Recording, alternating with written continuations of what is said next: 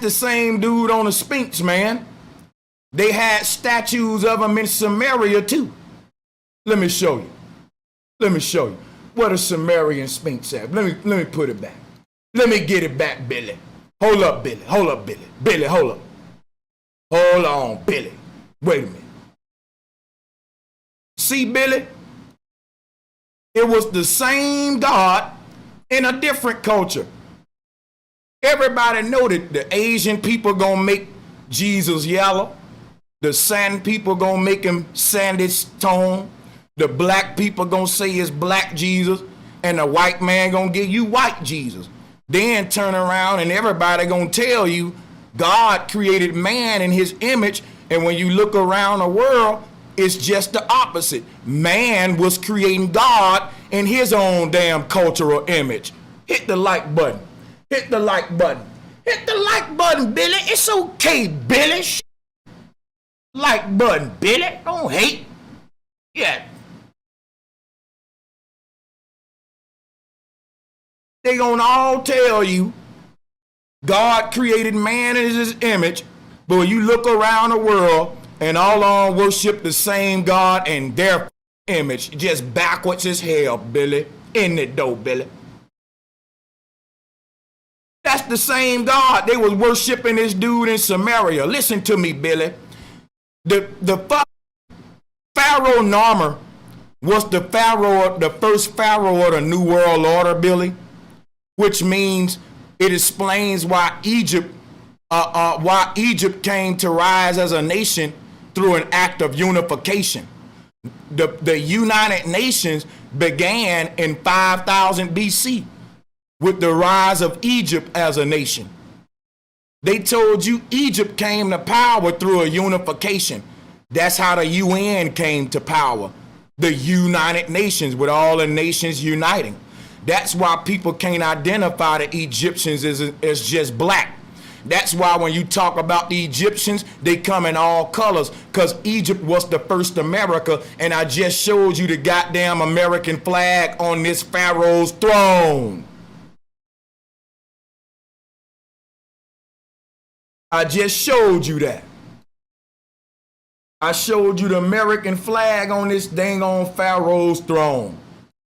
Egypt was a melting pot, and different color rulers ruled it at the same time, like America.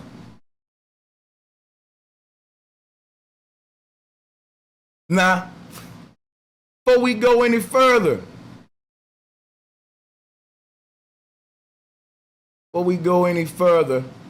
here's another form of the Sphinx. Remember, y'all, the Sphinx ain't no different than the Baphomet, man. Listen, these deities that they forced us to worship that had animal features, they did it so we can tap into our animal instincts. Fight or flight. Fight or flight. Fight or flight. When you look around the world at all of these deities that the patriarchs gave you, it was different than the deities that the ancestors gave you. The ancestors gave you Naginis to teach you about sine waves. They gave you a man mixed with a lion to teach you about war energy and fight or flight, animal type energy. They corrupted the true science. Our ancestors blended the human with certain animals to connect us with the energy of that animal on a scientific level. So some of your first deities were blended with snakes because they were trying to connect the human to energy. We're beings of energy. So what better creature would you connect us to but the snake, which represented the sine wave and energy to the ancestors? We were the serpent people because we understood that we didn't have to live in an animal way of thinking, that we were the gurus of energy, the harnessers of energy. We saw ourselves as gods with power. That's why we had the human linked to the serpent. If the serpent represents power, if the serpent is the circuit, and if I take the serpent and blend it with Sanchez, I'm saying I'm a serpent man or a powerful man, a man of power.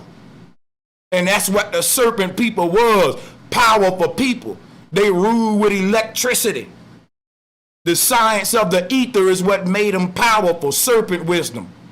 Now listen, today, well, after all that, they started blending us with monkeys, lions, things of no value, so you can just tap into the animal instinct. See, they corrupted the zoo type concept. Look at here. Let me show you some of the earliest gods on earth. You know the monkey on the Lion King? The monkey on the Lion King name is Rafiki, named after this same god who was called Ra. And that monkey on the Lion King comes from that monkey that you see on that brass carving. Ball Hammond is Saturn. You see him with his wings, y'all? I just showed you that. Look at Ball Hammond. That's the same god Saturn, with the cone hat on, with the cone hat. The god Ball Hammond is raising his right hand in a 90-degree angle. Look at what the Pope doing. Look at what Dagan doing in the bottom right. Symbolism shows y'all the truth. Look in this collage. Look at George Washington on the throne. Look at George Washington. See how George Washington holding the staff and raising the right hand just like Ball Hammond? Why George Washington hands look like the Baphomet? Why George Washington statue look like Ball Hammond? Why they said we was once mixed with monkeys? What that monkey doing with a man pig? And why did Darwin tell you we come from monkeys? They told you we come from snake people too. People, this is pseudoscience. Look at the monkey people on this chart. Them monkey people lived during a time when they was literally worshiping that monkey down there. And the serpent people lived during a time where we worship the sine wave. Don't y'all get it? We weren't literally mixed with these animals. That'll be like saying Christians are lamb people because they God took the form of a lamb. Your God took the form of a serpent and they call you serpent people. You know what I mean? So some people, God took the form of a monkey back in the day and they call them monkey people. And you can see them on the chart here, but they speak in two different languages and it's going over your head.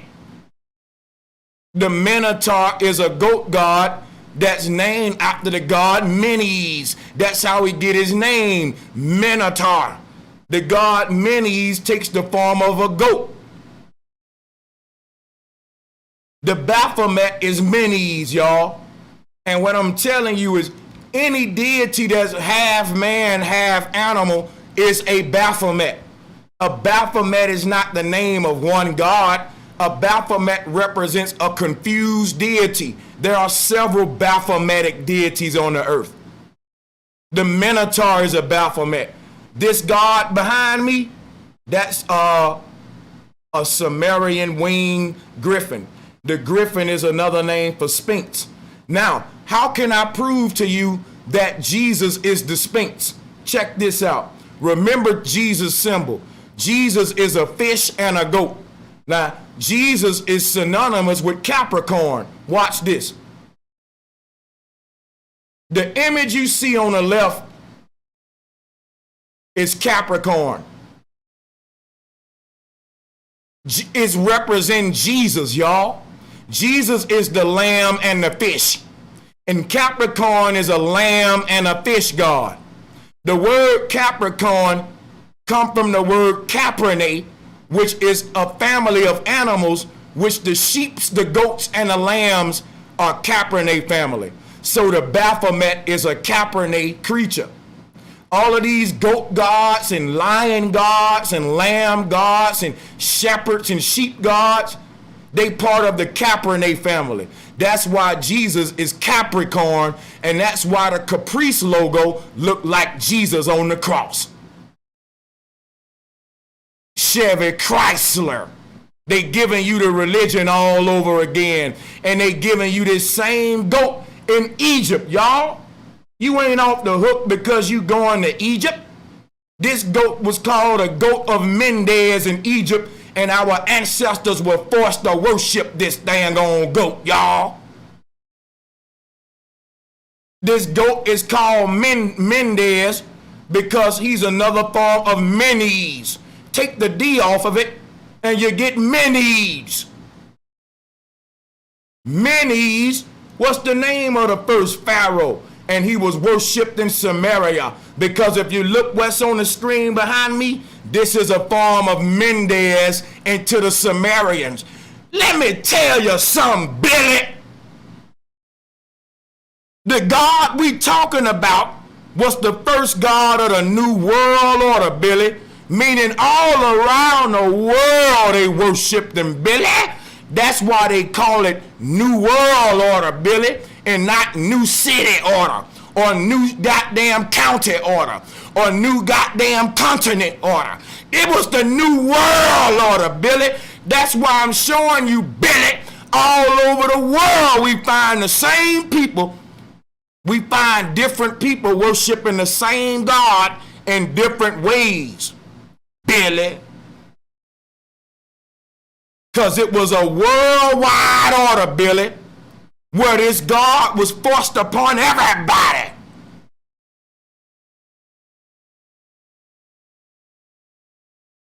Billy trying to make that exclusive.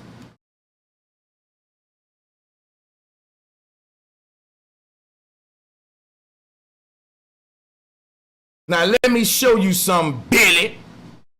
Let's pull up Menes. I'm going to show you why they call it the goat of Mendes. Look at here.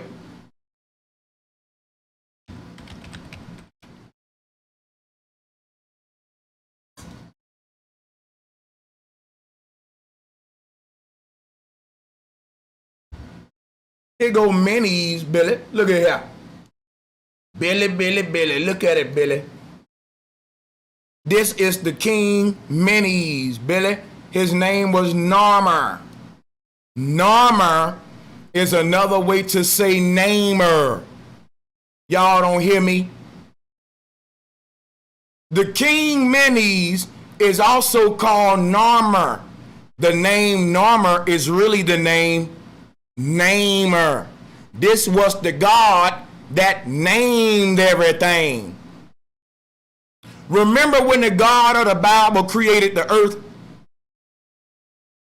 He gave everything a name. So the God of the Bible was the namer, or who they call Narmer. This God was mythologized in the Bible in Genesis. Excuse me. His kingdom starts with Atum. Adam is another manifestation of this God, or Atum. And I'll show you what I mean here in a minute.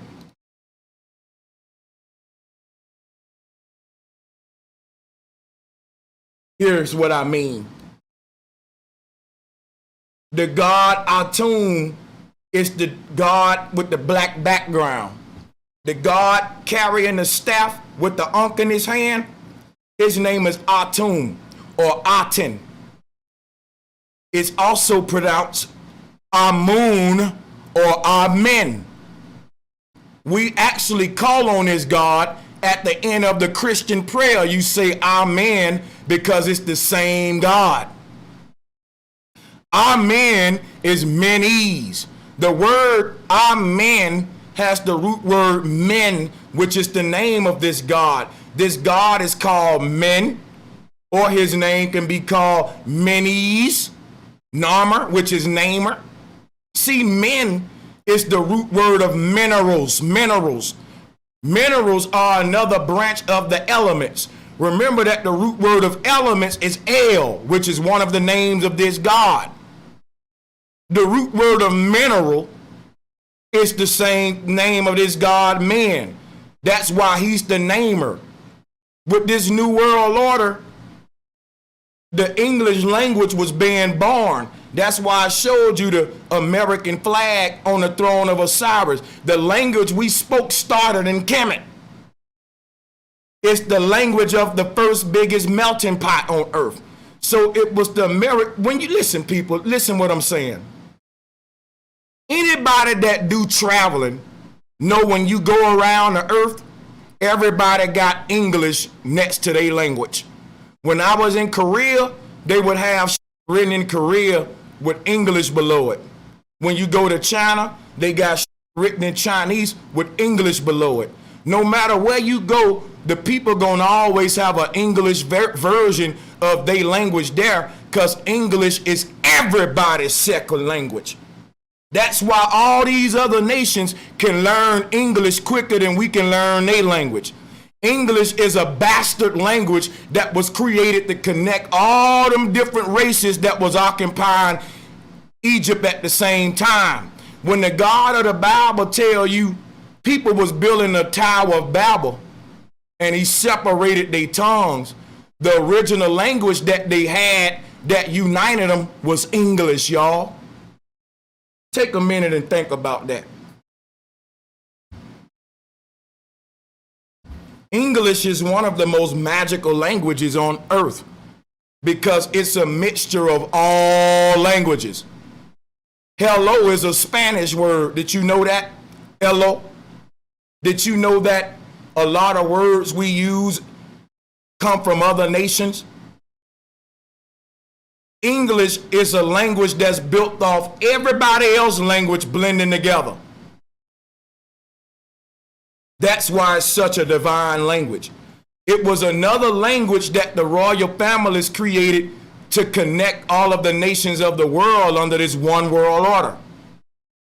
The language of the new world order is English, and this was the language that connected all the tongues on earth after nature had did it, because you know when nature created the earth, we spoke a divine language that was connected us anyway. But when nations were created and everybody started creating their own languages, the first form, listen what I'm telling you, people. Humans were created at the North Pole. We spread out from the North Pole like a ripple effect and seeded the seed of humanity outward. When we existed at the North Pole, we spoke one language, even though it was several types of humans. But as we spread out and occupied other areas, we start to develop our own local derivations of that one universal language. Over time, world government rose to power and created a new language to connect us under, because the ancestors had created a language through symbolism that connected everybody. So when we expanded from the North Pole, we started developing different languages. But what connected us was the universal code of the cosmos. That's why you got step pyramids on every continent. The cosmos connected us because cosmology is a language, folks. It's a language. It's a language that was spoken all over in many ways, and it was the original language that connected us. Hold on. Whatever that language was, it's the heavenly language we lost, or cosmic language, meaning when the Most High created humans, the language that we had then was the language that connected us when we started leaving the center. And when everybody left away from the North Pole, all around the world, they built step pyramids on every continent so that we can be connected by that original cosmic language. Listen to what I'm telling you, people. All around the world, when we migrated from the North Pole, People built step pyramids in the first settlements all around the earth on every continent. That was a language they were speaking to each other so they can stay connected. In other words, they were saying the North Pole is a step pyramid or a stairway to heaven. That location gave us our original cosmic language. So when we left the North Pole during the first Exodus and we start to create nations, everybody built a step pyramid in their nation because that's the first language that we had that connected everybody before we settled and started making derivatives of that language and localizing it into what we call different native tongues today. Native tongue come from the word nation tongue, national tongue.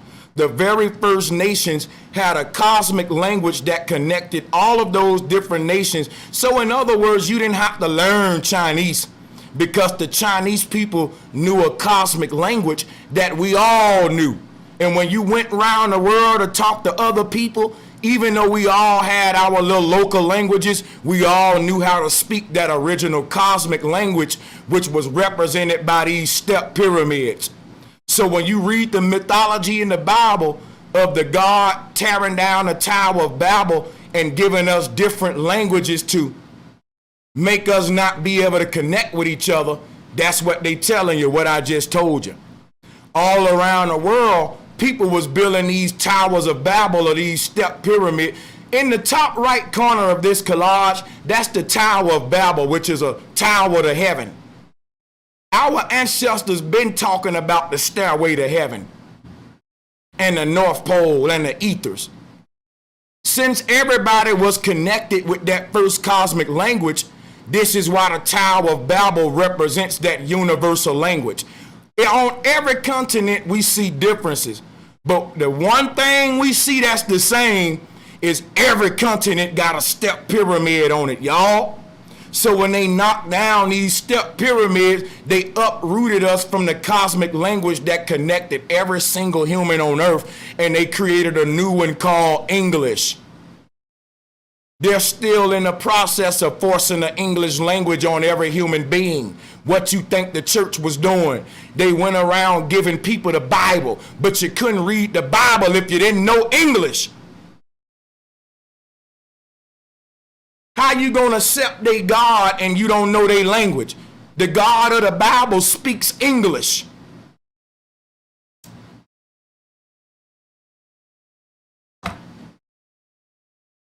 So that's how they knocked down the towers.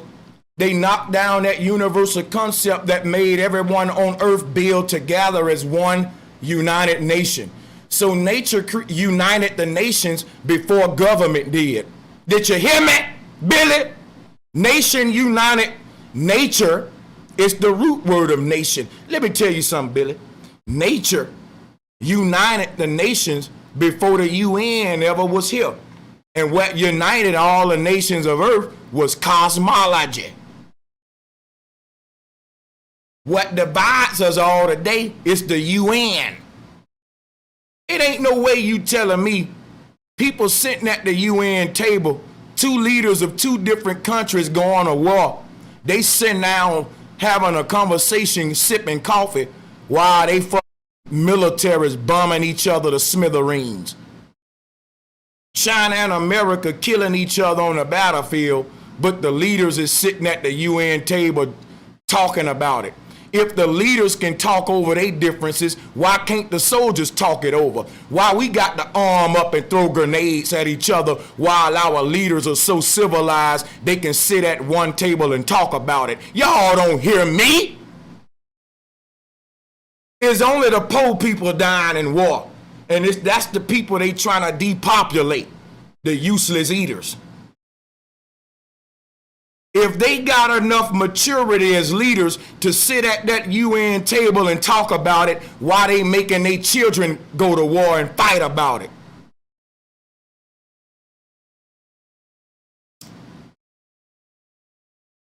You know, why can't them two militaries have a debate then? Why they got to shoot each other? If our leaders can sit down and talk it out at the table, why I got to be bombing a village and shooting a motherfucking Middle Easterner? Why can't I go just talk to Bin Laden? We can talk it out like y'all do. They gave us, let me tell you something. Look, when the God of the Bible separated the people, he reunited them with the English language. This is why everybody want to come to America. Let me tell you something. American culture is a blend of every other culture on earth. It's a mutt culture. It came out of Egypt where the first melting pot was. They had to create a new language to connect all them people when they started that new world order in Egypt, and America got the pyramid on the back of the dollar. This is the country that speaks the language of the beast. This is the country that speaks the language, the new world, where we going into the future. Everybody talking about in the future we all gonna be speaking Chinese. No, in the future everybody gonna be speaking English. Don't you know everybody language is with symbols, self-English?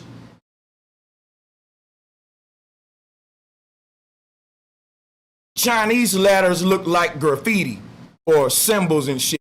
English got letters and Greek alphabet. Our language is about spelling. Other language, for example, in China, when you spell love in Chinese, is one symbol.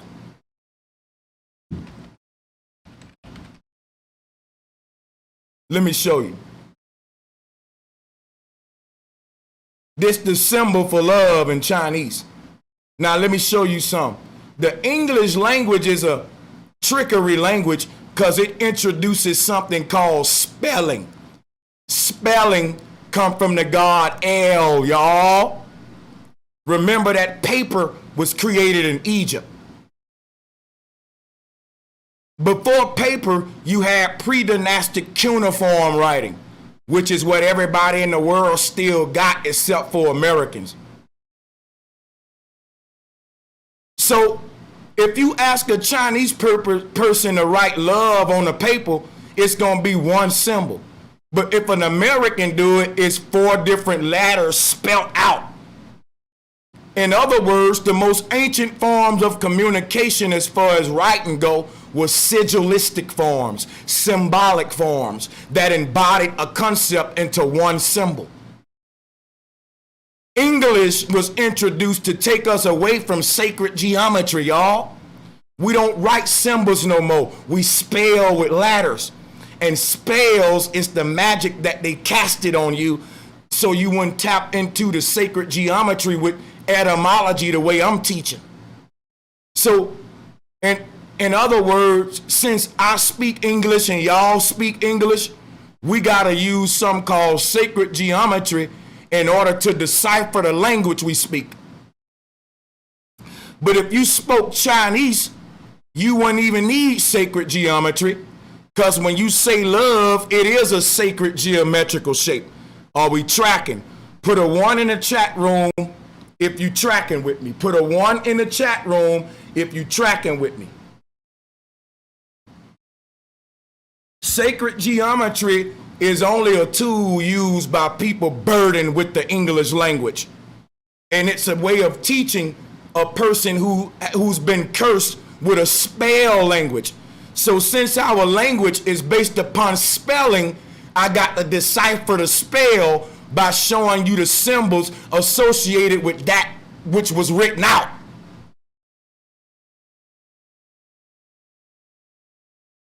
So I got to now decipher the sound of the words we use to a certain symbol. And it take me hours to do that in these lectures. Whereas if you was in China,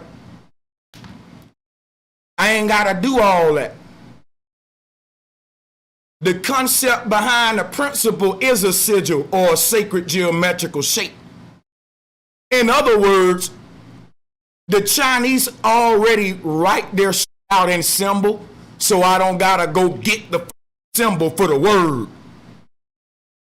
I don't know how better I can explain this. That you only need sacred geometry because you're a person that's born speaking the English language. Okay? It's a way we learn to decipher the spell of or the curse of English. Other cultures don't really deal with sacred geometry because their writing system is sacred geometrical shapes. Now I'm gonna move on. So there's nothing to decipher. I mean, that's the symbol for love. So, in other words, this is a sigil.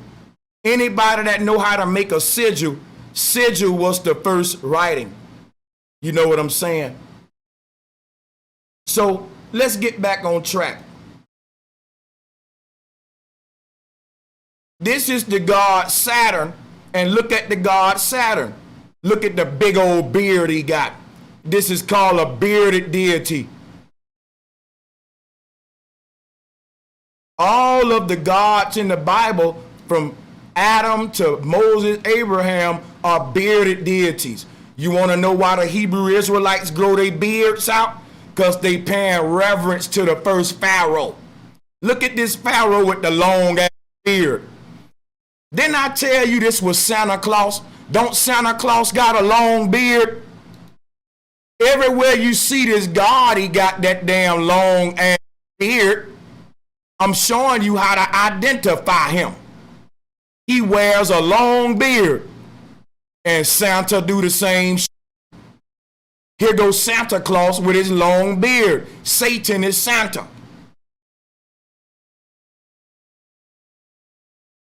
Now look at here. Here go another form of him. I told you the Sphinx is just another form of Jesus or Santa. There we go with his long beard. And I also linked it that to, we linked it that to the goat of Mendez. So now we got enough information to move on. See, it's easy for Billy to show up and just blabber out his mouth, but it take me hours to explain one line what he said when you really teaching. When you being a real teacher and deciphering the shit, look how much I just taught of one of his lines. And I'm not even charging you for this. I ain't charging you 1 penny. Now let's move on. Let me clear up my, you know how a teacher, when a teacher teaching, the board get filled full of shit. Well, let me erase my chalkboard. Let me erase, look at here. I really needed that last one, I forgot, hold on.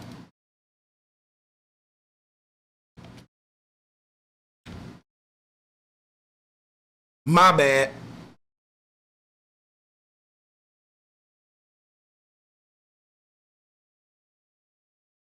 Hold up. I wanted to show you one more thing before I hit play. I want you to look at this image here. Look at this image. The god El or Anu is in the middle of a ring making a cross with his body. This is sacred geometry what I'm teaching you. And if you don't pay attention, you won't get it. Look at here. This God is making an X with his wings and a cross with his body in the middle of a circle. Now check this out. The mother is doing the same thing. The mother is in the middle of the cosmic wheel making that cross with that cross around her. I'm showing you how they took away us from the truth from the mother and got us worshiping this God who replaced the mother. The mother was before him. That's why they teach you that everybody got to be born again through this God. But hold up, men can't give birth. That's because he hijacked the position of the mother. It made sense when the mother was in that position on the cross giving birth, because the original cross that he's representing is the uterus. That's why it's synced to the great mother in antiquity. Billy. This became Jesus covered in blood with his arms open saying you gotta be born through me. Now that's some homosexual shit, bro. They making a man personify childbirth through the uterus.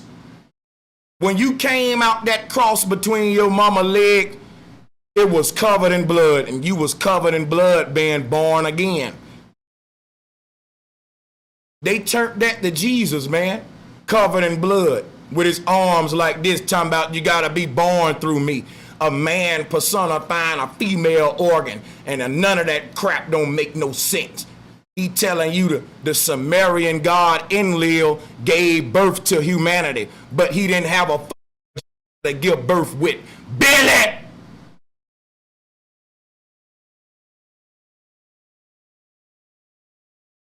He trying to sell you the concept of humans being born from a male deity. How can males give birth, Billy? Take us back to the great mother, Billy. Give us the truth, because it don't make no sense with Jesus being on the cross giving birth, but it makes sense with the goddess Amma being in the middle of the cross giving birth, because, well, she got a womb.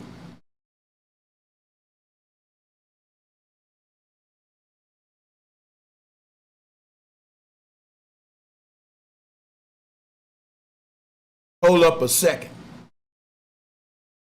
It was something else I wanted to show you before we moved on. Here we go. More syncretism to the cosmos.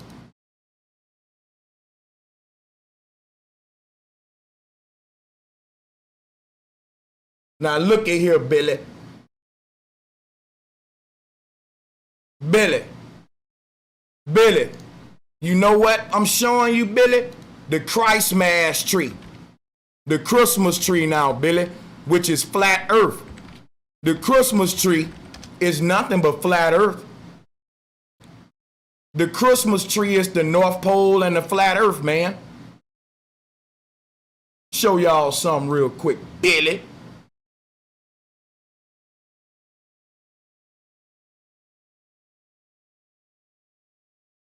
Everybody third eye ain't open, Billy. Check out how cool this shit is, what I'm about to do, Billy. You ain't never saw no shit like this, Billy. Hold on. Here go a Christmas tree on a stand. But I want to find the right one we all grew up with.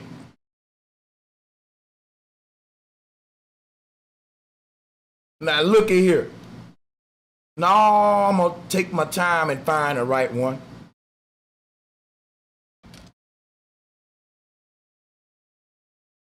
You got to hold up a minute, people. What I'm doing is worthwhile. You're going to see in a minute that when I pull this up, you're going to be like, yo, that's what's up, man. We're glad you took the time to find that.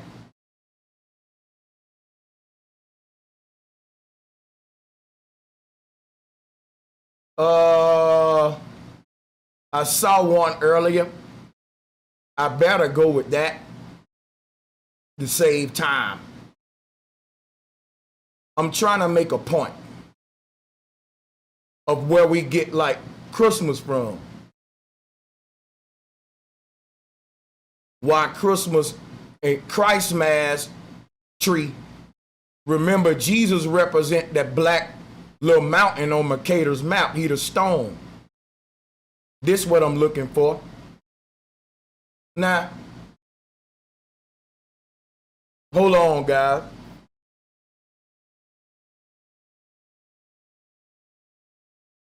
Now look at this Christmas tree, right? Think about what I'm about to tell you.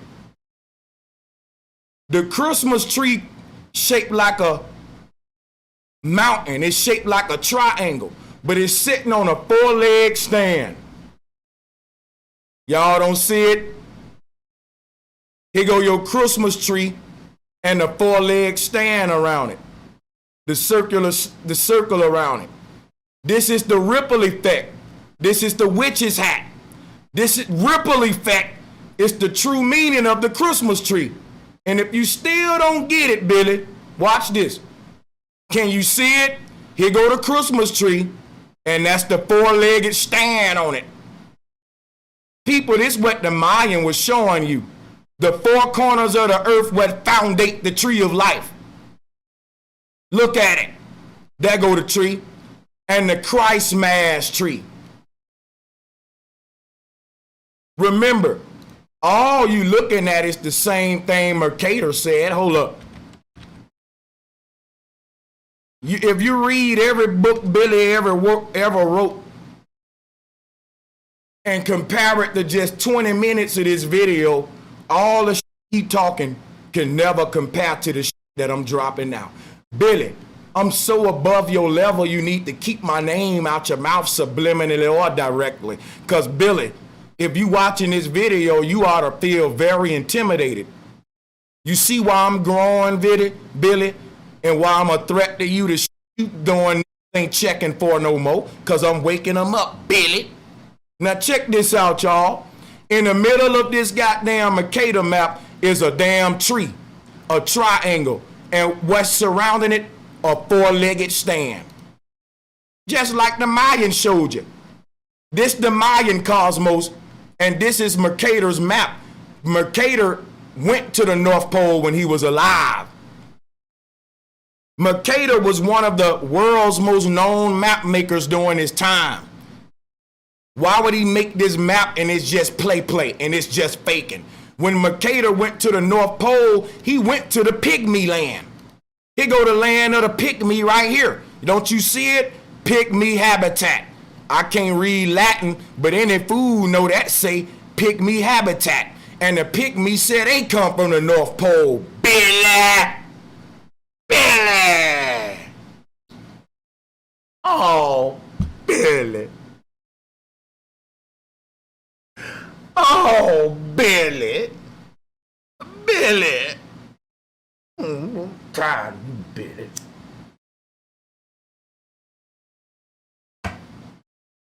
Damn it, Billy. Billy, you see the tree in the middle, Billy. I'm going to try it one more time for Billy.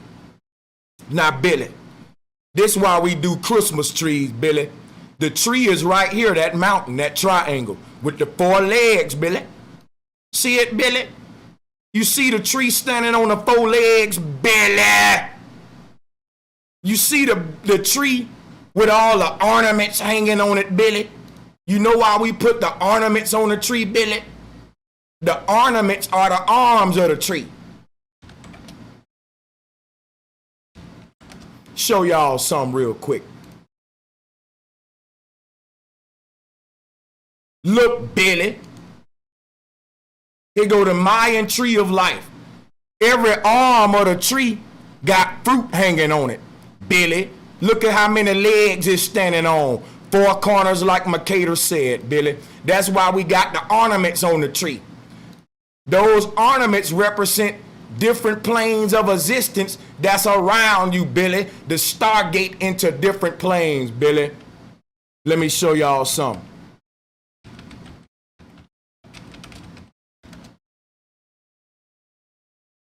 This is where we get the Christmas tree from, Billy, with the ornaments on it, Billy. Check it out. Here go Norse Cosmology. Billy don't know this, y'all. None of them alien believers know this. They don't know this. Them hung ornaments on their tree, but they didn't know why. Let's look at some Norse cosmology. This why we hang ornaments on the tree, Billy. Because all of these ornaments on the tree are the suns and moons of other planes of existence. It's flat earth. Think of a Tesla ball, Billy. Let me show you. Look, Billy. When you look in the sky, everything you see in the sky is being projected from the ground, Billy. Just like this. And all of them arms are arms on the tree. This is what the God is represented, Billy.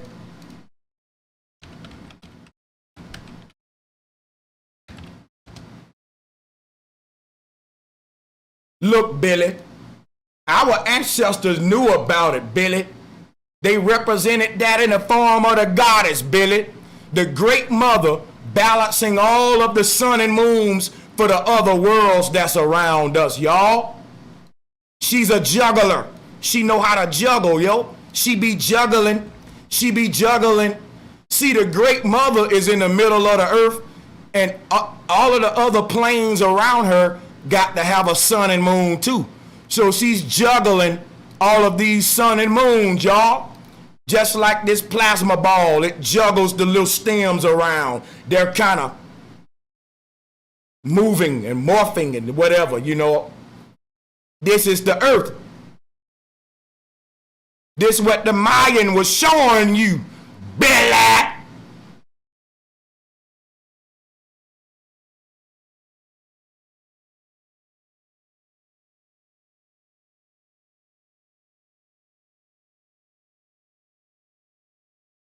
So Billy, come here, Billy, let me tell you something else.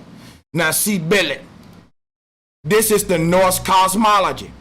This is how the Norse drew their cosmos. It's a very interesting version, but I totally get it. They're depicting the cosmos from an ethereal standpoint, just like that Tesla ball. This is still flat earth. They're showing you that all of those sun and moons that's been circulating around a tree of life is actually gateways into those worlds. The way we enter other worlds, our consciousness passed through the sun and moon. Those are the gateways. When you came to the earth, you came through the sun. When you leave the earth, you exit through the moon. That's why all of them pseudo-scientists out there talking about the moon matrix. They saying the moon gonna eat you up. Because the moon recycle our soul. The sun give birth to your soul in a new world. This the Pac-Man moon matrix. They just bending this stuff. They bending it up, y'all. Creating pseudoscience with it. The reason they said a moon eats you, because the moon absorbs light. Your soul is light. So the moon is a gateway outward, a way out of here for the soul. When you look at the little shapes on the moon, those are continents into another world. You're looking into another world when you look at the moon. That's why the Norse said these are gateways. You don't know when you're looking at the moon, you're just looking at the flat earth map. You're looking into a torus field. I can prove it, people. I can prove that the moon is a torus field, just like everything else, because here go the opening to it.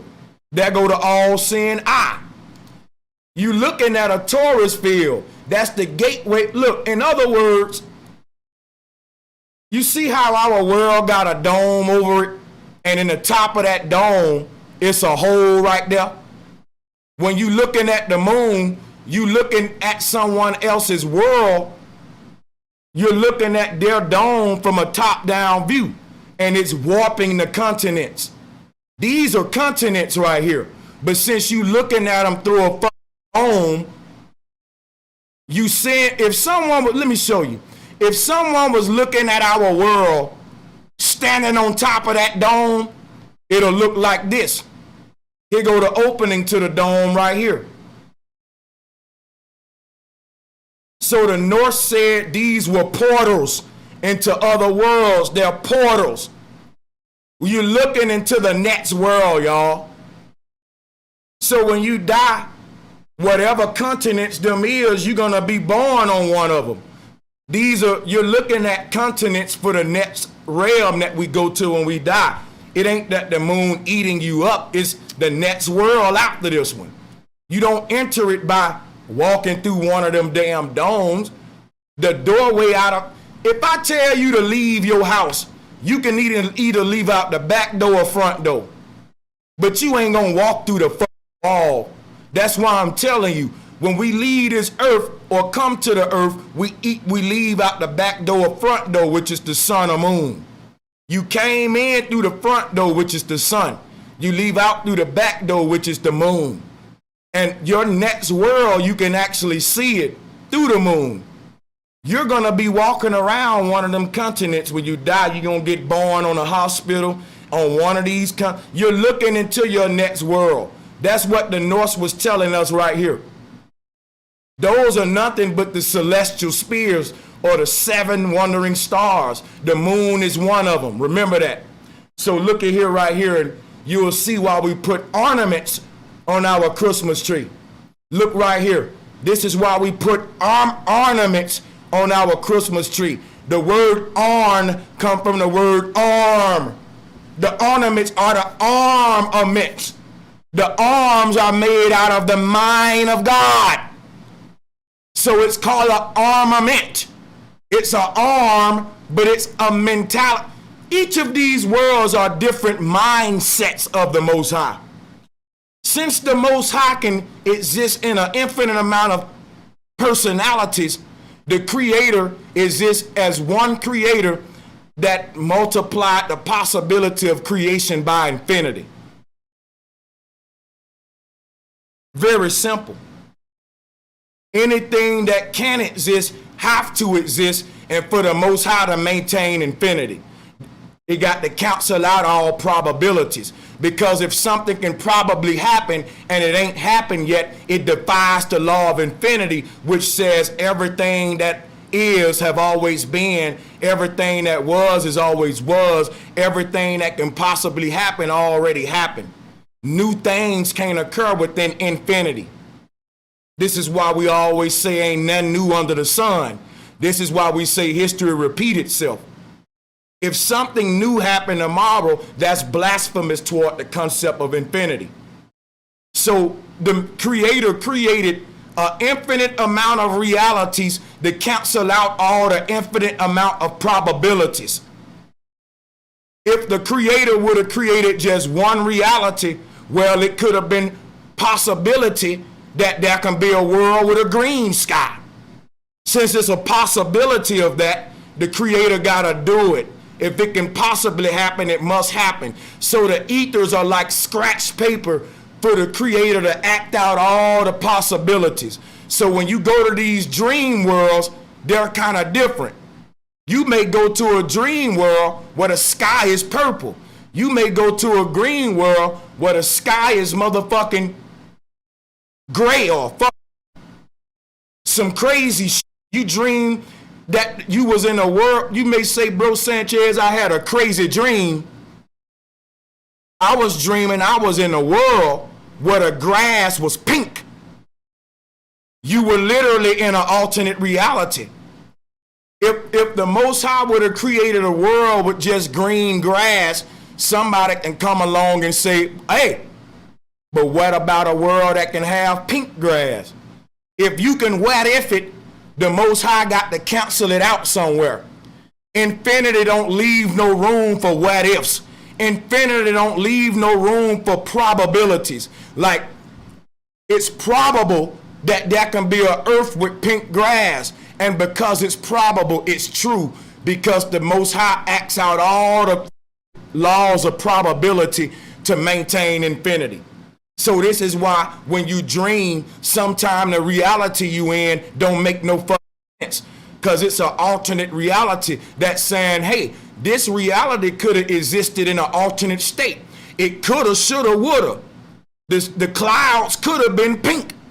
So since that's a probability, there's actually a world out there somewhere with pink clouds. And if you ask every human on earth, have you ever dreamed of a world with pink clouds? It's going to be a couple hundred when say yeah, because they've been to that world I'm telling you about before. If you ask every human, have you ever dreamed of a world with green clouds and yellow grass? At least out of the whole world, 50 people going to say yeah. It's crazy. They're going to be like, how the f did you know that? Any probability, I can tell you that world exists in a dream state somewhere. And out of all these humans on earth, you done been to, between all the humans, we done visited all these worlds the Norse talk about. This Christmas tree concept is plagiarization. It comes from this concept of our true cosmology that we see here. I want to take the time and ask that if you follow this channel and you appreciate the work that we do, we cannot do it without your support. And one way you can support us is by becoming a member of this channel. And with your channel membership, you will be able to access perks like members only chat room, members only live streams, members first content, and so much more. Thank you so much in advance for becoming a member of this channel. Let's talk about before you was born. Let's say the spirit was let's say you had a life before this world. And in that world, you was looking up at the moon. Here go the moon. And people were saying the same shit. When you die, you're going to go through the moon. Let's say you died in that other world and you went through the moon hole. This little hole right here, you went through it to get to this world. So in the other world, you was looking up at the moon and it had like these little continent shapes on it. And people were saying, yeah, man, that's the gateway out the earth to another world. You didn't know you was literally looking at the land of the next world ground you was going to be walking on. Your soul left the body in that last life. It entered the moon in that last world. But when it came out the other side of that moon, guess what? It was no longer the moon no more. It was Polaris now. When you look up in the sky at Polaris, understand that you looking at the moon of your last world that you was in.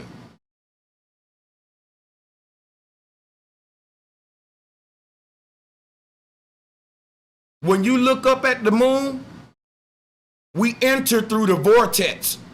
Look at how the energy getting sucked in and it making like a little tight, like a suction type shake. Look at the moon. It's doing the same thing, man. You can see all the shit getting sucked in. This invisible barrier is the same thing that our soul is compatible with. Our soul is nothing but another.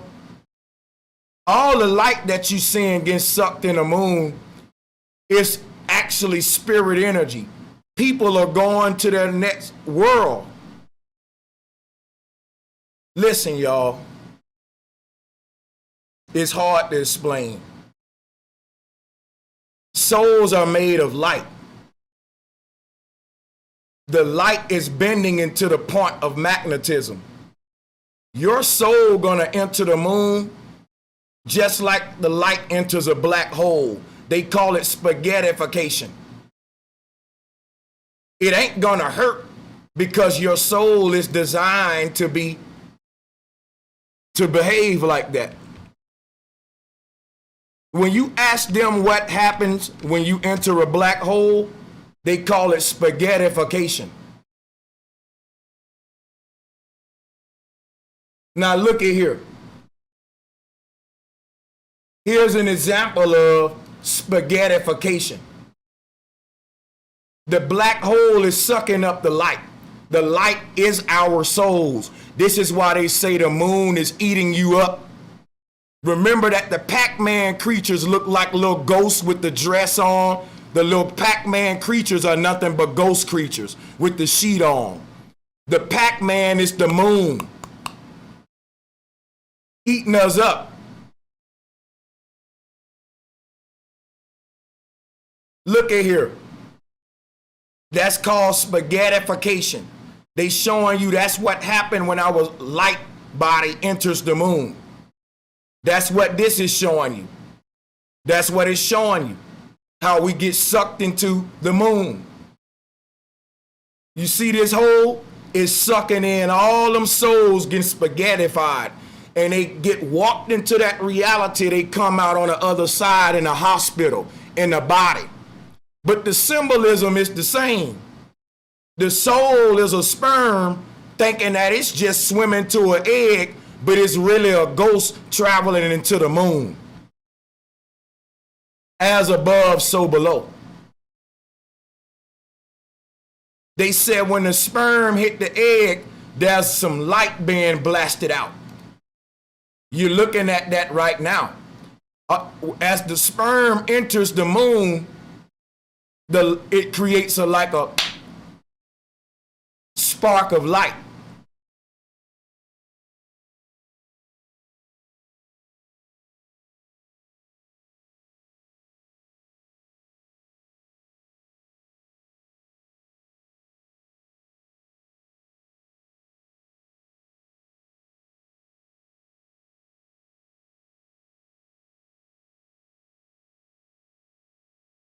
Right now, all of the sperms represent every human on earth.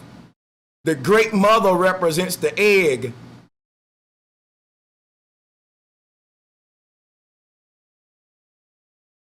So if you think about it, when you look up in the sky and see the stars, you're looking at all of our souls. Everybody traveled to the egg to load the simulation.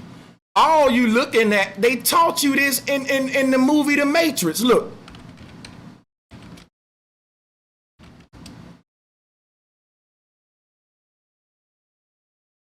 Hold up. In The Matrix, you had these towers like the Tower of Babel. Hold up. Hey, how can I pull that up? The part of the Matrix where they had all of the humans in the little pods and shit.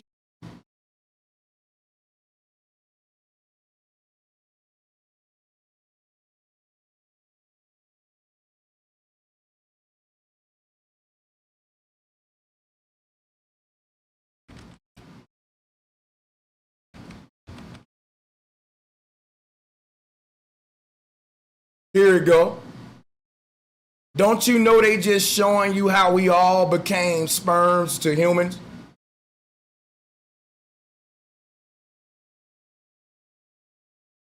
You were never born. You were never born. That's what I'm telling you. What they call a sperm going to an egg. Let's show you this.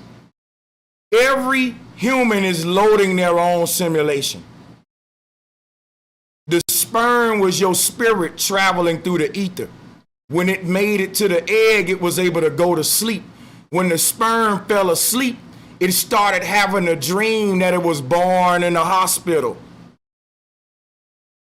And you still dreaming now. Oh, y'all don't get what I'm saying. This whole symbolism of the sperm and the egg. The sperm is nothing but your ghost traveling to its next life. But it plays out on a biological level in that next world. It's micro, macro, as above, so below. When you leaving this earth, your journey is happening in the sky of the next world. Do you hear me? Listen to me. When you leave this earth and you journey to the moon, don't you realize you're above them people? That's why we say as above. As you are a ghost traveling into the moon. As you travel to the moon, you're on this earth, but you're in their sky. Think about what I'm telling you. If you was a human walking around one of these continents, you would be looking up into the sky, and this little hole would be Polaris to you. So when I say as above, so below, as you leave this earth, you're as above. You're the ghost trying to make it to the moon, the Pac-Man moon matrix. But while you leaving this earth as a ghost going into the moon, your daddy and mama, and let's put it this way, at the moment of your death, some dude in this world, his sperm just reached the egg. That's why your death ain't random. The moment you in the next world reach the egg, you're gonna die in this world. Listen to me.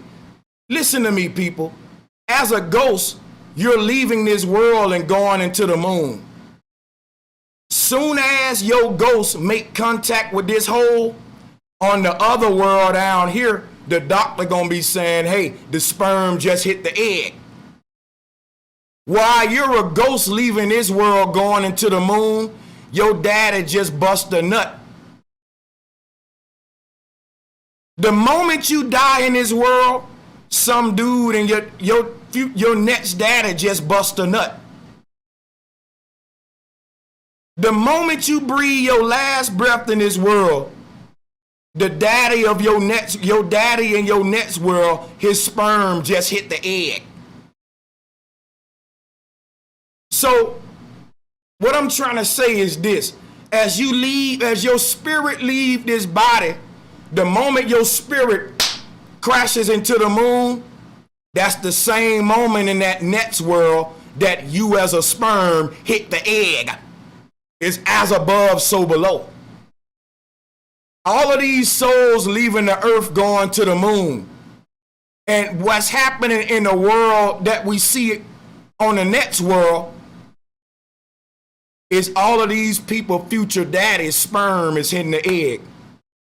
All of us go through the same moon, but we end up at a different mom and daddy.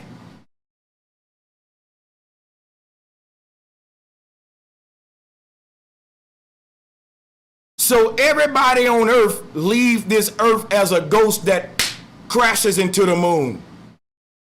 And the moment you impact the moon and touch it down in that next world, it's the same moment your sperm hit the egg with your future mom and daddy. So the moment the moment you breathe your last breath and the soul start journeying to the moon, that's the moment your daddy just busts and the sperm is swimming to the egg. When the sperm make it to the egg, the soul made it to the moon. This is carrying out an as above, so below.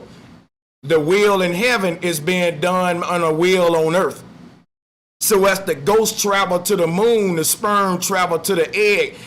And when they meet, you're born again into that next world.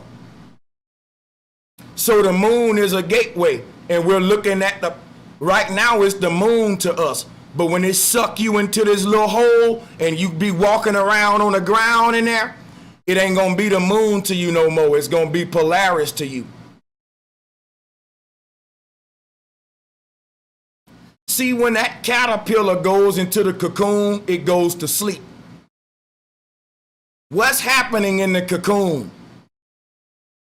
Whatever dream that the caterpillar is having as it sleeps in the cocoon is the dream it need to have for it to become a butterfly.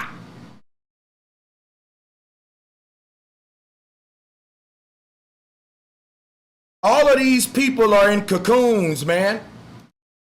Look at here. They teaching it to you in the Matrix movie.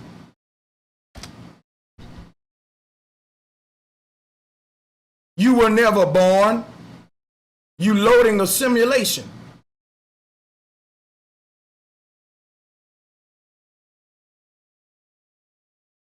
Let me show you how this works. Remember in the movie The Matrix, I want you to see the pod though.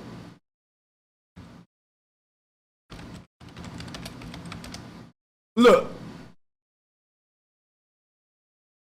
See, it show you all of the sperms plugged into the egg.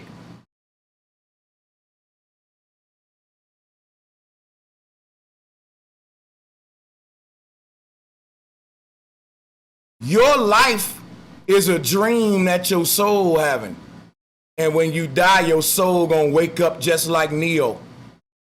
And you know what it's gonna look around and see a bunch of other souls. It's gonna look around and see souls that's still living in this world. They're gonna appear asleep. And it's gonna see other people lifted up like, hey, you woke up too? You're gonna unplug from this tree and go over there and plug into another tree. And you're gonna fall asleep again and have another lifetime. Your lifetimes are the dreams that your soul have while it's sleeping, because your soul can't travel forever. In other words, the moon is just a cocoon. The moon is cocoon. Your soul is a caterpillar. It's gonna go into the moon and fall asleep. And as that caterpillar sleeps, it's gonna dream that it's motherfucking in a hospital getting smacked on the ass. And that dream gonna last a whole lifetime. And when you die, you're gonna wake up as a butterfly again. And you're gonna leave the moon as a butterfly. The butterfly is gonna travel again to the next moon. And it's gonna fall asleep and turn into a caterpillar crawling on the ground of a next world. Y'all see that we're a butterfly and a caterpillar? Right now you're a caterpillar crawling around the ground. But when your energy leaves this body, it's gonna go into a cocoon called the moon. And guess what? The whole journey represent the whole journey of the soul leaving from this world going to the next world is you being a butterfly. See, the caterpillar is you on earth. The butterfly is you transitioning. So the soul got wings, but the soul come here to strengthen those wings as a caterpillar. So think of a situation where a caterpillar goes into a cocoon and turns into a butterfly. And instead of the butterfly dying, the butterfly goes into a cocoon and turns into a caterpillar. Then the caterpillar turns back to a butterfly. Then the butterfly turns back to a caterpillar. This is the soul turning into a body. Then the body turns back to a soul. Then the soul turns back to the body. And the body turns back to the soul. But that what allowed a soul to turn from a body to a soul is the moon, which is like a cocoon. The moon turned you into a butterfly by attracting you to it. That moth was once a caterpillar. It grew wings just to get zapped into the bug zapper. That means that the caterpillar live a long life, but the butterfly don't. Y'all don't hear what I'm saying, do you? You don't see what I'm saying? The caterpillar spent all that time to become a butterfly, and it only stayed a butterfly for like a year.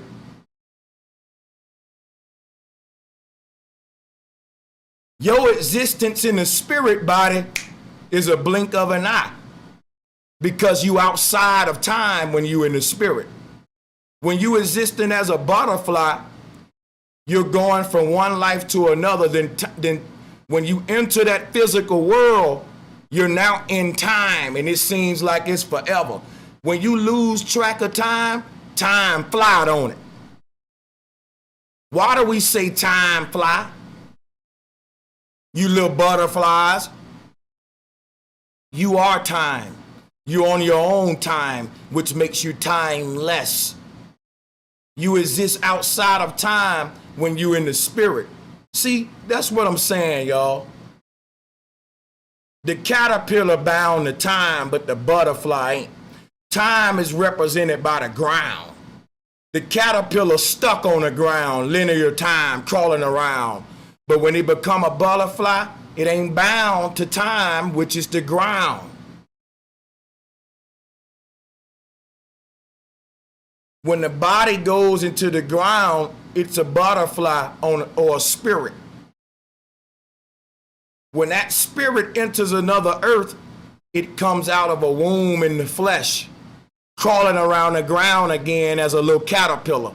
Then when it dies, it's a butterfly again, going to another cocoon. When it butterfly enters that cocoon, it becomes a caterpillar crawling around the ground with everybody else that was born from the mothers.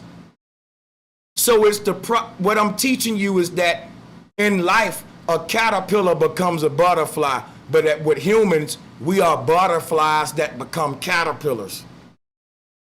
Your soul is the butterfly, your body is the caterpillar bound to the ground. So when you think about it, it's just like the caterpillar and butterfly situation on Earth.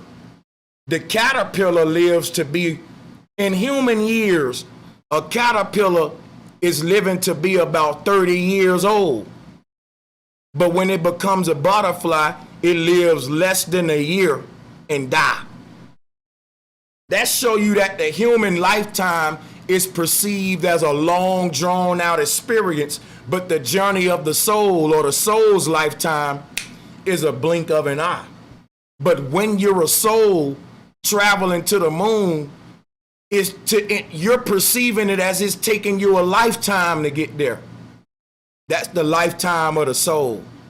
Once you reach the moon and enter physical time on another plane of existence, and someone asks you, how long did it take your soul to get there?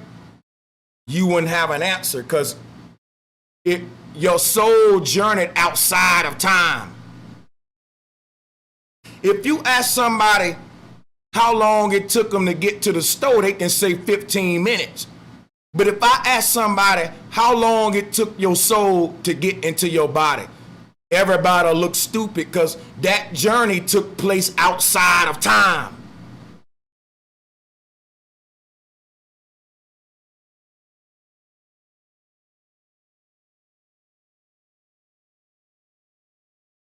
See, the time it takes for the soul to leave his body and enter the next one, the soul perceives it as a whole lifetime. But really, all that happened, it didn't take but like 1 day for the sperm to reach the egg. In this next world, it only took a few seconds, a few minutes for your future daddy's sperm to reach the egg.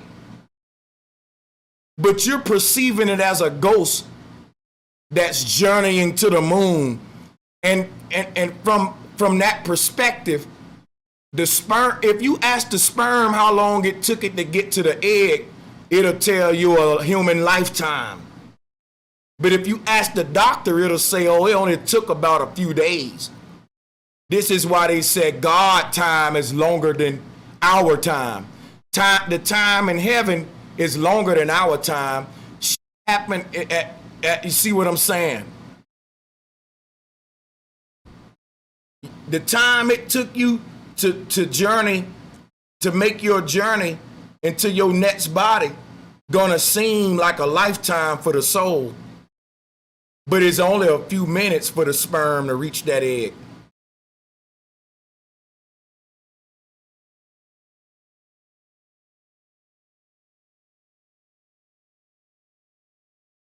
So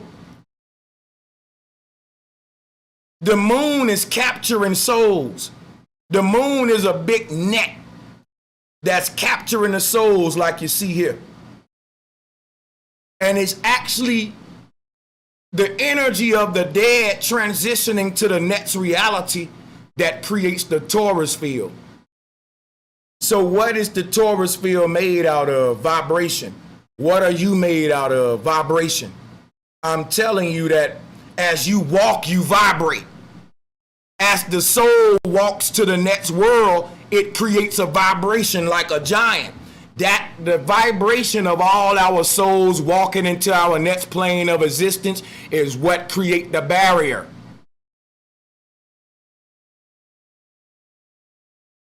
It's like a hamster running on a wheel to feed itself. If it don't run, it don't eat.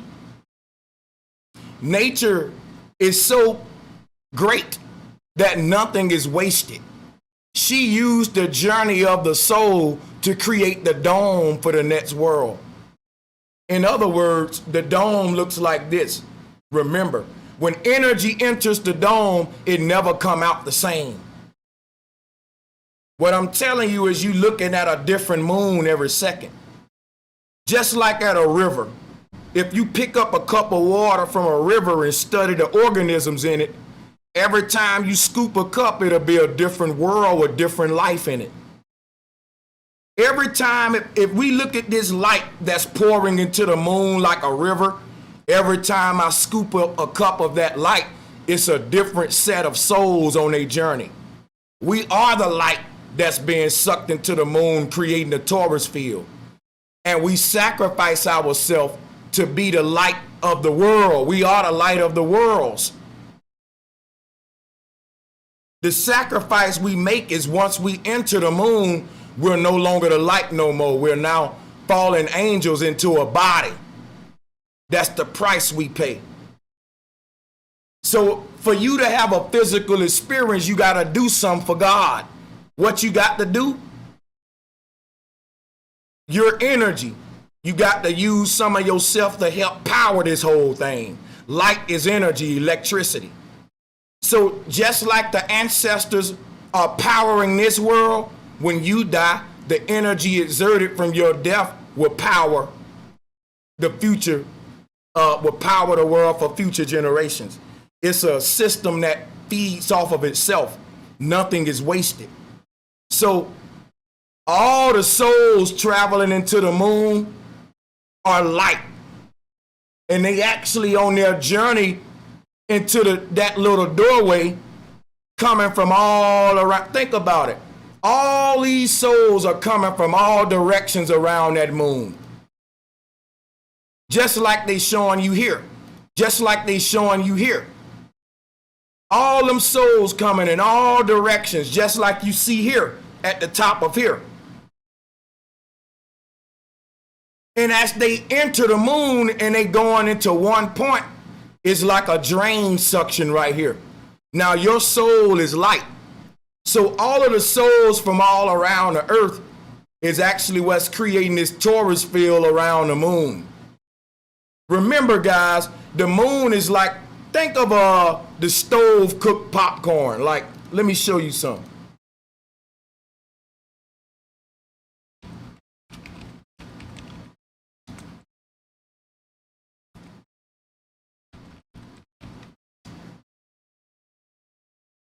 As the bag fill up, the dome get bigger. Let me show you some. If you ever pop some popcorn on the stove, it comes in a bag, and the bag start blowing up as the popcorn pop. Here it go right here.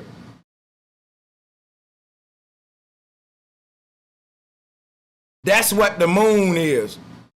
This little black hole is an opening into our next world. It's an opening in the sky. Hold on. So the moon is just a two-dimensional opening, like a sewer.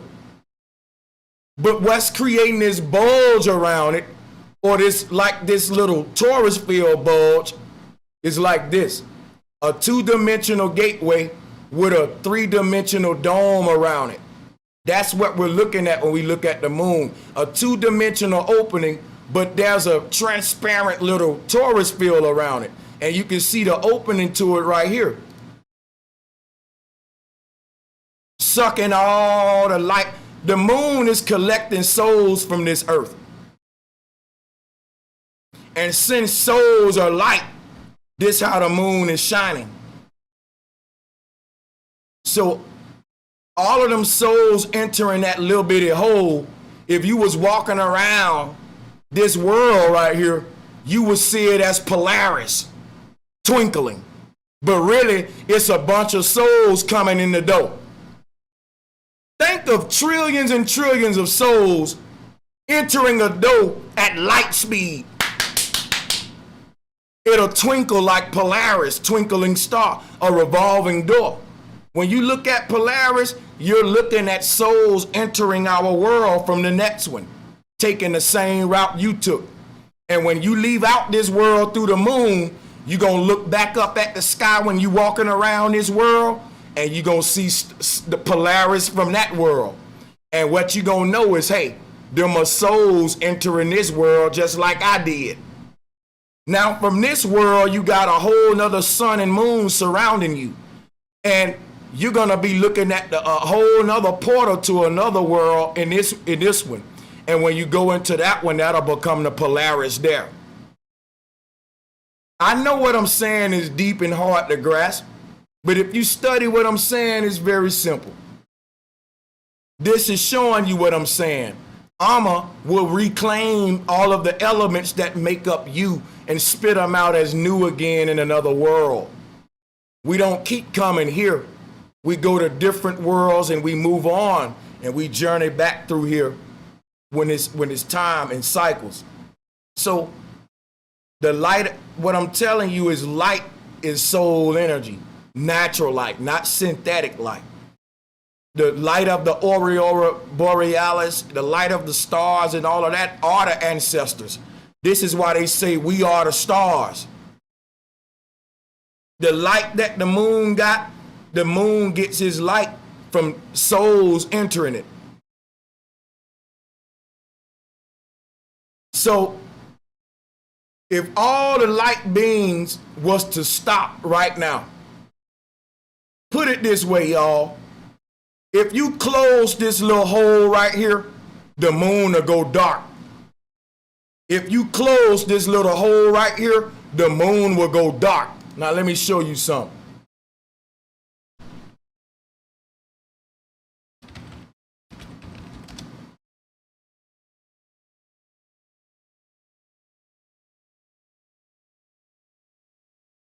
Let me show you something.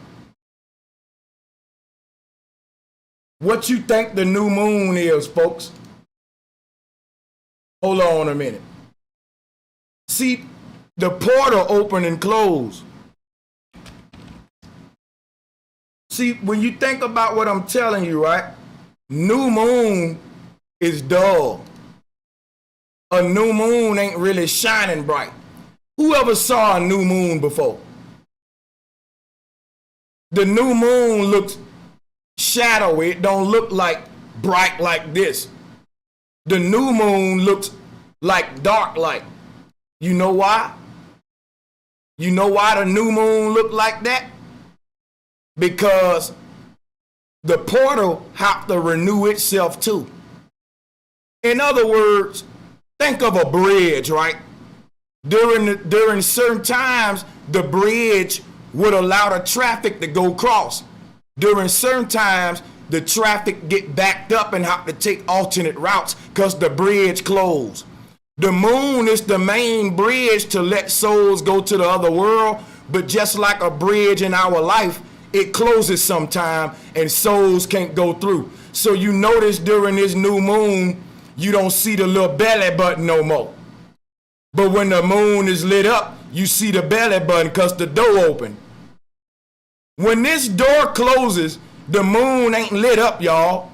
It's dark and that door is closed. What's lighting up the moon is our souls. And when our souls can't enter the door, it's a new moon.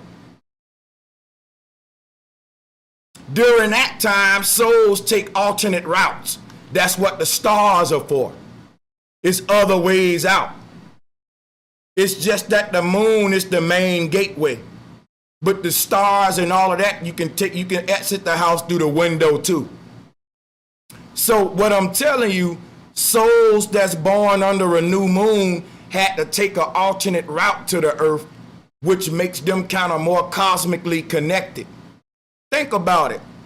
Everybody know how to cross the Golden Gate Bridge and the Queens Bridge because them the main routes. But when they shut that bridge down, only the smart people know alternate routes around the city. That's when we got to see how smart you is when the main bridge ain't open and then say, well, let's see how well you know the city then, bro. You know in the alternate routes across the water. Souls born under a new moon find out the alternate routes to this city or this cosmos. They get to explore more because it was harder for them to break out under that new moon. People that die under a new moon, the main gateway is closed. You got to find alternate routes, which makes them some very powerful people on the next plane. So look at what I'm telling you. When you see a new moon, you don't see no little vortex either, because that's the gateway.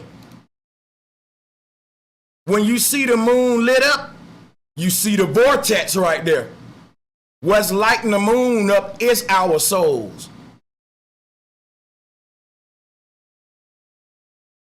So the sky is like a Pharisee. You can't see the Taurus field without the Pharisee. For example, right? The question I would ask would be, Brother Sanchez, why don't we see lines of light coming from a person's body connecting them to the moon?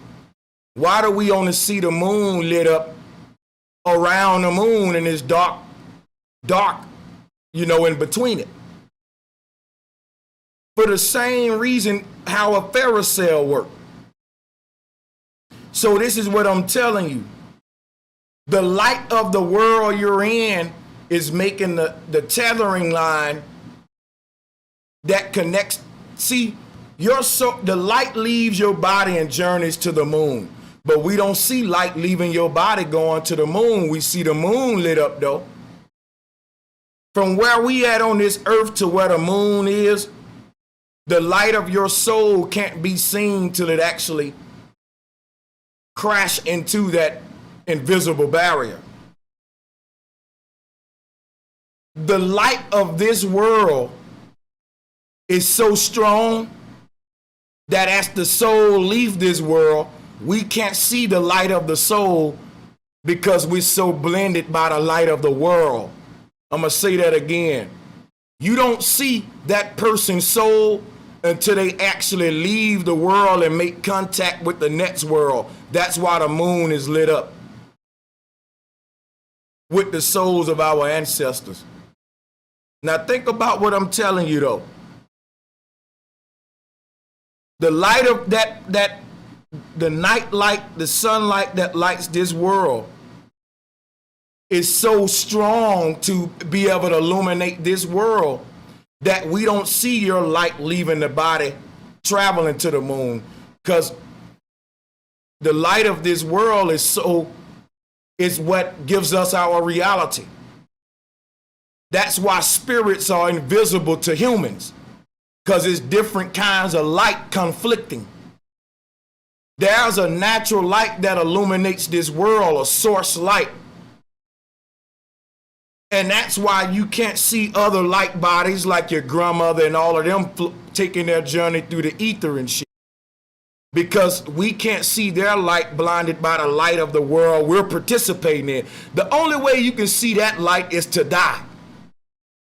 Because these eyes are calibrated to be adjusted to the light of this world. Not the light of the world beyond this one, which is what your soul is. It's invisible to you. Listen what I'm telling you, right? As souls leave the earth and enter this next world, they create the Taurus field for the moon. As they leave and exit their world, they actually power that world. In other words, just like Morpheus said, y'all, what we are, we're batteries, y'all. The human is a battery. Your life and death is what power the cosmos. As souls enter and exit these worlds, we power these worlds. Just like this symbol show you. As the energy enter the vortex and exit it, it also powers the thing. As souls enters these worlds and exit them, we power them too. With our, why do you think I said, listen, humans are what? Energy. What is energy used for? To power things. You as a human is a battery that the Creator made to power the creation. Now let me show you some more sacred geometry.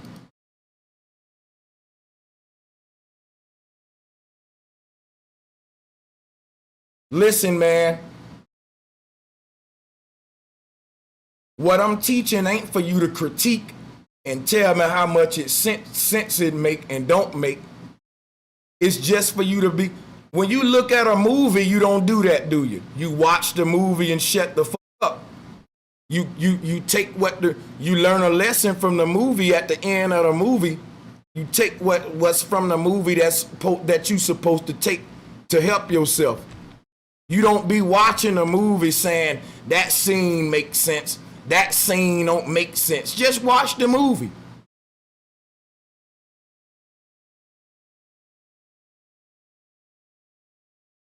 Y'all folks be critical when I'm up here getting hoarse doing most of the work. It's easy to be a critic. That's you doing the easy part. I'm doing the hard part. So what? You can criticize the teaching, but can you get up here and do it? Stop exercising your right to critique when it's not necessary. No one cares about what you think. We're here being enlightened.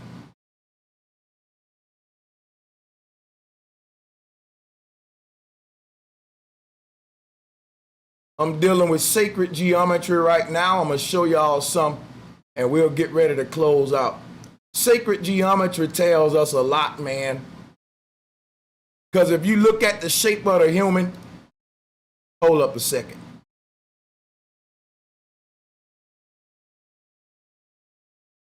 Now, if you look at the shape of the human, right? Hold on. You look at the shape of the human. Look at the shape of a battery. You'll see that they are the same. A human is a battery, just like Morpheus said. But what does us human batteries power? We power the cosmos. What else would we power? Literally, what else would you power? Think about that. If the human was a battery, what would these batteries plug into? The earth. Ain't that's where you in? Ain't you in the earth? Your existence is helping power the whole system, Neo. I'm not teaching you nothing that the movies ain't teach you. It's just that when I teach it, you want to be extra motherfucking critical of me, but you'll watch the motherfucking Matrix and can't stand y'all. All know how to do is critique, man. The body is the battery. The body is the battery. The body is the battery. The root word of ba is energy, soul, ba, the ba. The ba energy is the battery. That's what the body is encapsulating. Ethereal energy. Once the body is no longer holding the energy of the soul, it's released because the body is just a bottle. Sacred geometry, folks. Sacred geometry is what I'm teaching my people right now, how to decode the symbol with the sound. This is a lost art.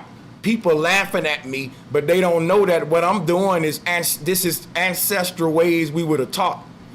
They don't know that what I'm doing is the language of decoding. It's above their head and pay grade.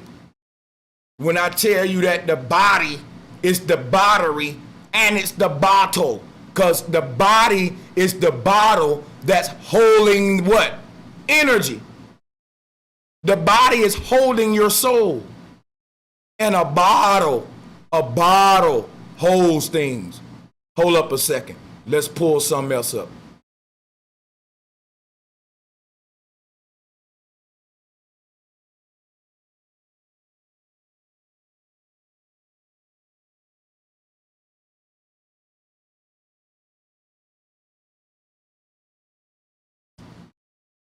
I'm giving you bonus. Now I already debunked Billy Carson. I beat up on him a little more, but this is so important what I'm giving you. I'm not even stun him. He ain't on this level.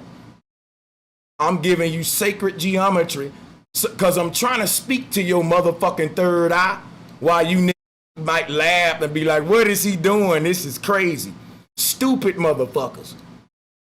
They don't even get this too advanced for them.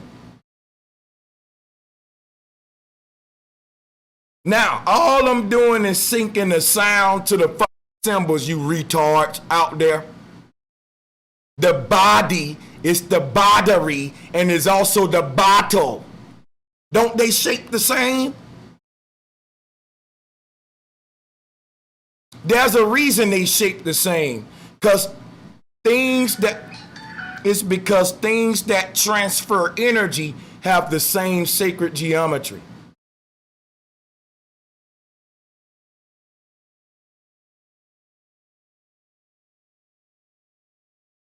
That bottle allows water to be transferred from one location to the next. And your body allows your soul to be transferred from one place to the next. You had to make a body in this world to be poured out into the next world. So your soul is literally like liquid water that's gonna be poured down a drain once the body ain't there to hold it no more. Once that bottle ain't up there to hold that water gonna go back to the earth. Once your body ain't there to hold your soul, it's gonna get sucked into the drain. It's gonna get poured out the body. And it ain't gonna be water, it's gonna be light. And the light is gonna get sucked down the drain like what you see here. Just like water gets sucked down the drain, our light from our souls will get sucked into a black hole in order to enter the next world. That black hole is just your mama's vagina. Don't be scared. It's a portal to get you from here to the inside of your next mama to be born again.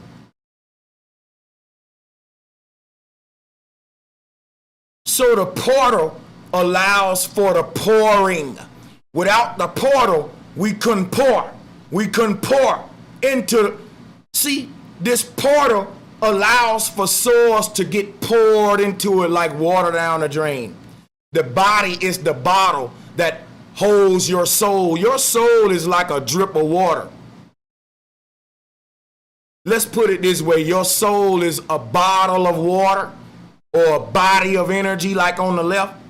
Your body is the bottle that holds your soul.